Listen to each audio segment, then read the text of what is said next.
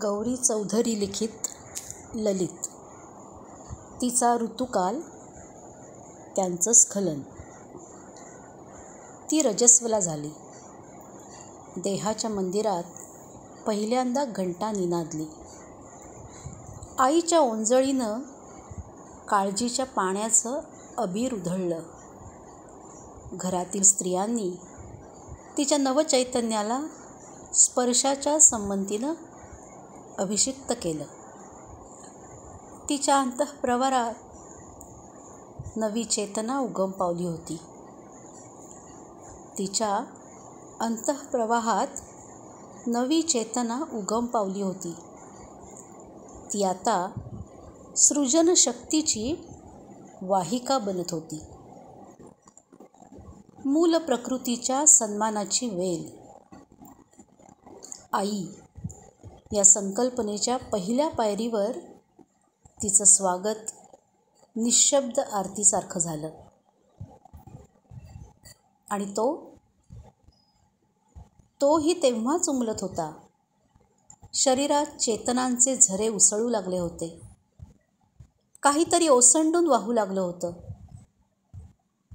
ज्याचं अर्थग्रहण त्यालाच नव्हतं आणि समाजालाही नव्हतं.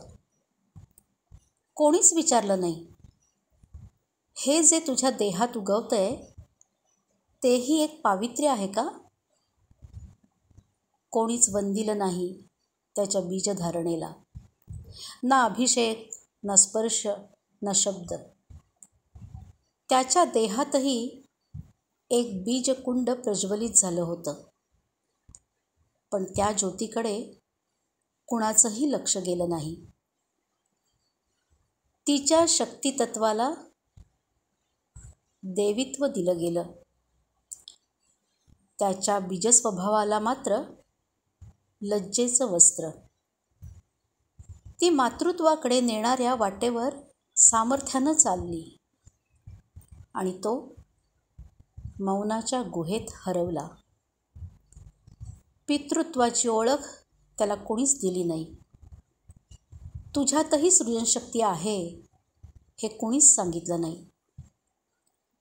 ज्याप्रमाणे गर्भधारणेचा क्षण तिच्या देहात शिवलिंगासारखा नतमस्तक असतो, तसाच क्षण त्याच्यातही जन्मतो. पण तो कधीच प्रगट केला जात नाही.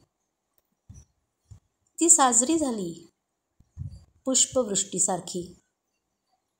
तो हरवला सावलीसारखा.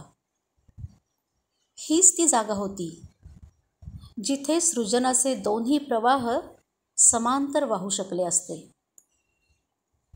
पण आपण एकच झरा पूजला. दुसऱ्या झऱ्याला मात्र पापाचं स्वरूप दिलं. आज जेव्हा ती आई झाली आहे, तोही कुठेतरी पिता झाला आहे. पण त्याच्या पितृत्वाला कुणीच कधी ओळख दिली नाही. तो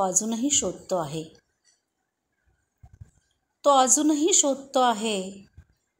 कोणी त्याच्या पवित्र देहाला शब्दांची ओटी भरून सर्जक म्हणून ओळखेल का?